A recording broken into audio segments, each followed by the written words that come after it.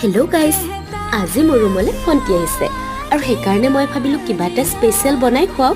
Special বুলি ক'লে কি বনাম কি নবনাম, তেনেকৈ মই পনীৰে বনাবলৈ ল'লোঁ।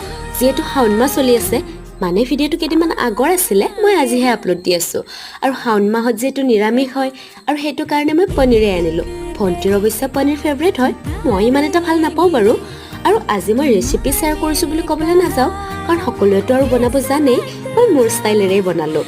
আপোনালোকে চাই কেনে পালে জনাব, আৰু আপোনালোকে এনেদৰে বনাই নে নবনাই ক'বচোন। আৰু ধুনীয়াকৈ মই পনীৰখিনি ভাজি ল'লোঁ। ভাজি মেলি সেই তেলতে আকৌ পিঁয়াজ জলকীয়া কিবা কিবি দি অলপমান ভাজি পিনে বইল কৰি থোৱা আলু আৰু মটৰ দি দিলোঁ। দি ধুনীয়াকৈ মই পনীৰখিনি বনালোঁ। আৰু ৰ'ব দেই, মোৰ মাতটো অলপমান ভাঙি আছে, মানে মোৰ চৰ্দি হৈ আছিলে যে, তো মাতটো ভালেই পোৱা নাই। আপোনালোকে বেয়া নাপাব দেই গাইজ। আৰু আজি মোৰ হৈ গ'ল ৰেডি, এনেদৰে এতিয়া আমি খাম।